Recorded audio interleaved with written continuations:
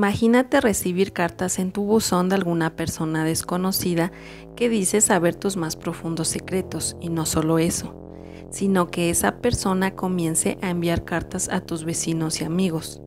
Eso fue lo que sucedió en una pequeña ciudad en Ohio, Estados Unidos, llamada Circleville.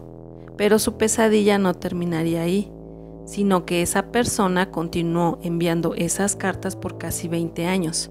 A continuación te cuento la historia completa.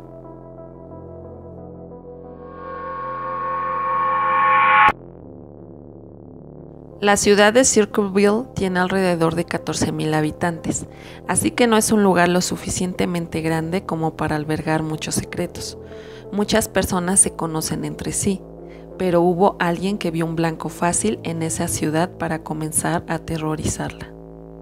Transcurría el verano de 1976, cuando una mujer llamada Mary Gillespie, quien era conductora de un autobús, recibió una carta con un sello de Columbus. Columbus es la ciudad más grande del estado de Ohio. La carta no tenía remitente. No sabía ni el nombre ni la dirección de la persona que la enviaba. Esta carta no era cualquier carta, sino que revelaba algo sobre Mary.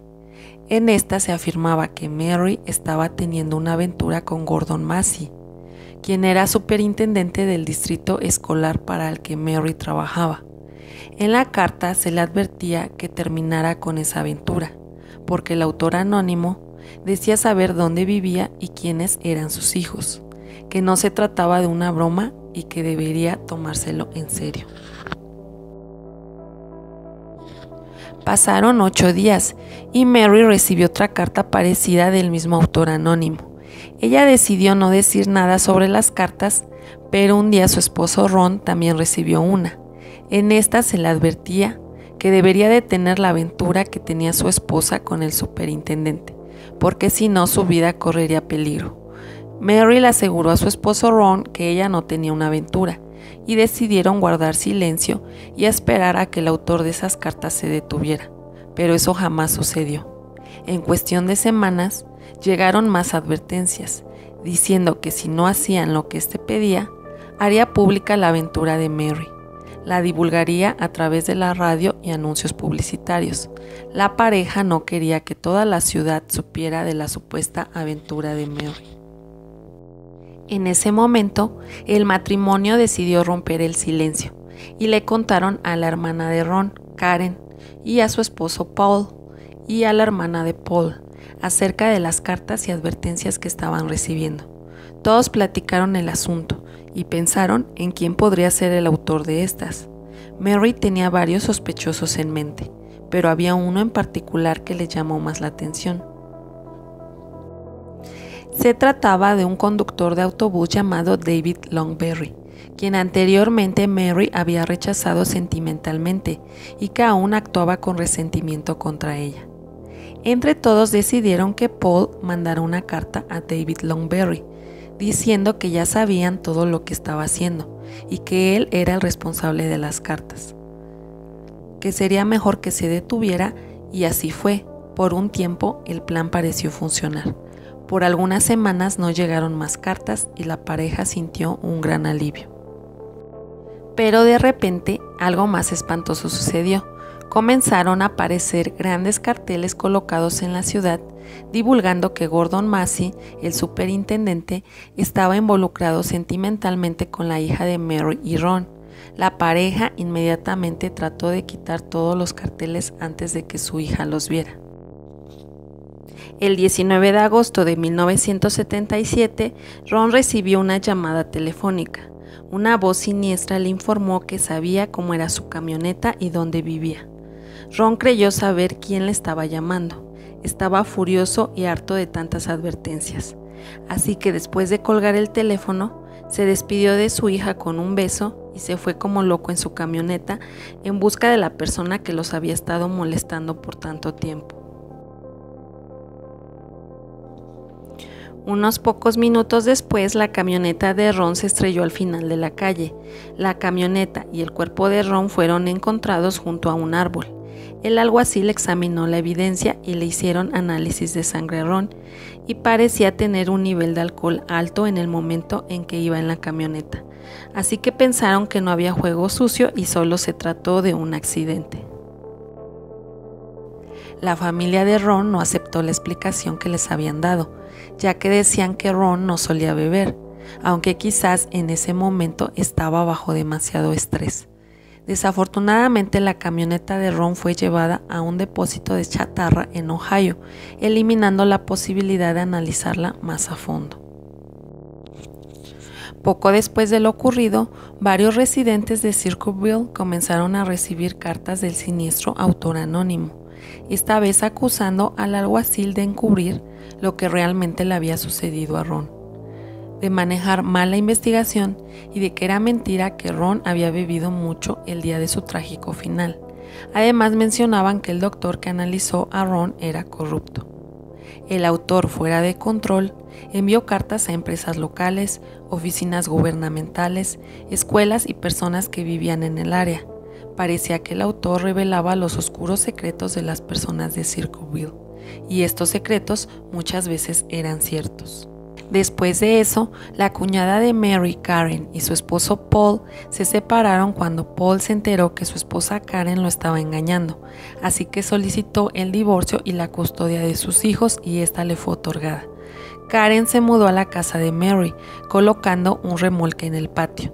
Todo estaba lleno de muchas preguntas, pero algo interesante pasó. Mary aceptó que efectivamente se había tenido una aventura con el superintendente, pero que esto había ocurrido después de que ella comenzara a recibir las cartas. Aunque eso no tiene lógica, porque Mary tendría un romance después de que recibió las cartas, si en estas le advertían que no lo hiciera más. Bueno, el asunto no terminó aquí. El 7 de febrero de 1983, más letreros difamatorios aparecieron sobre la ruta donde Mary pasaba con su autobús. Mary pensó que ya tenía suficiente de esta situación, así que detuvo el autobús, se bajó e intentó arrancar uno de esos letreros, pero ese letrero tenía una trampa explosiva, que si quitaban el letrero de cierta forma se activaría. Mary ese día tuvo suerte porque no quitó el letrero completamente, así que no le sucedió nada. Las autoridades examinaron la trampa y se dieron cuenta que el que la había diseñado era nada menos que Paul, el ex esposo de la cuñada de Mary. La cuñada de Mary, mientras estuvo viviendo con ella, le comentó que ella tenía grandes sospechas de que su ex esposo estaba detrás de todas las cartas. Las autoridades detuvieron a Paul para interrogarlo y realmente querían saber cuál era el motivo para haber hecho todo eso. Paul dijo que él era inocente y que no estaba involucrado con la trampa en el cartel. Después en la investigación se descubrió que para hacer la trampa él había comprado ciertos objetos que necesitaba a un compañero de trabajo y que el 7 de febrero, el día en que Mary encontró la trampa en el cartel, Paul se había tomado un día libre en su trabajo. El hecho más convincente fue que las muestras de escrituras tomadas de Paul, según los expertos, su letra coincidía con la de cientos de cartas que habían sido enviadas a Mary y a otros residentes de Circleville. En total se enviaron más de 1000 cartas. Paul fue juzgado el 24 de octubre de 1983 por el intento de asesinato de Mary, y aunque nunca se le acusó por escribir las terroríficas cartas, sí se tomaron como evidencia en su contra. Solo 39 cartas fueron admitidas como pruebas, pero no hubo evidencias de huellas dactilares ni nada por el estilo en contra de Paul, aunque la evidencia disponible fue suficiente para que el jurado lo acusara. Algunos piensan que ese juicio no fue claro, ni tuvo una investigación más profunda, y que de cierta forma es absurdo que Paul hubiese puesto esa trampa en el letrero si inmediatamente las autoridades lo vincularían a esto. Paul fue declarado culpable y destinado a pasar entre 7 y 25 años tras las rejas. Parecía que la pesadilla del autor anónimo se acababa allí, pero se equivocaron, porque aunque Paul ya no estaba libre, sorprendentemente los residentes del centro de Ohio continuaron recibiendo cartas, y era casi imposible que Paul las escribiera porque lo tenían vigilado. Incluso el mismo Paul recibió una carta en la que le decían que no saldría libre. También el autor envió otra carta en la que acusaba al fiscal del caso de haber desaparecido a una maestra que estaba esperando un hijo de él, y sorprendentemente fue verdad. El autor anónimo sabía muchos secretos y siempre estuvo dispuesto a revelarlos. ¿Sería que Paul no era el responsable de las cartas y las autoridades se habían equivocado? No se sabe con certeza, hasta hoy en día sigue siendo un misterio.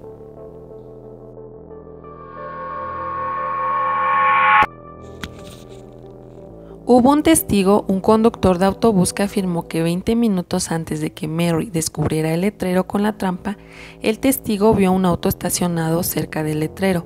Junto al auto estaba un hombre que parecía haber ido al baño. Era un hombre que físicamente no se parecía en nada a Paul. Era un hombre mayor. Desafortunadamente, las autoridades no intentaron seguir esa pista. Algunos periodistas siguieron la historia de las cartas de Circleville y encontraron a 3 posibles sospechosos independientemente de Paul. El primer sospechoso creían que se trataba del hijo del superintendente con el que Mary tuvo una aventura, ya que algunas cartas se habían firmado con la letra W. El hijo del superintendente se llamaba William. El segundo sospechoso era un compañero de trabajo que estaba enamorado de Mary. Y la última sospechosa era la cuñada de Mary, Karen, quien tenía muchas razones para incriminar a Paul después de su divorcio, ya que éste se quedó con la casa y sus hijos. Además, el hombre que fue visto cerca del letrero posiblemente se trataba del novio de Karen, porque en ese momento conducía un auto parecido al visto por el testigo. Las cartas pararon en 1993. Aún no se sabe si Paul tenía algún cómplice y por eso continuó enviando las cartas, o si hubo imitadores.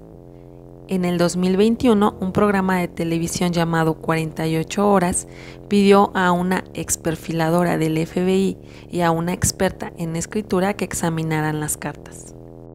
La perfiladora dijo que no creía que Paul fuera el culpable, porque el autor de las cartas era una persona controladora y vengativa, y que según los familiares de Paul no coinciden con su personalidad. Pero la experta en escritura dijo que la escritura de Paul es muy similar a la de las cartas y que estaba segura que él las había escrito. Paul pasó 10 años tras las rejas y siempre mantuvo su inocencia hasta el final de sus días. Intentó limpiar su nombre enviando un documento al FBI con información de la gente de Circleville y del caso. También creó un blog para publicar documentos con sus hallazgos sobre las cartas.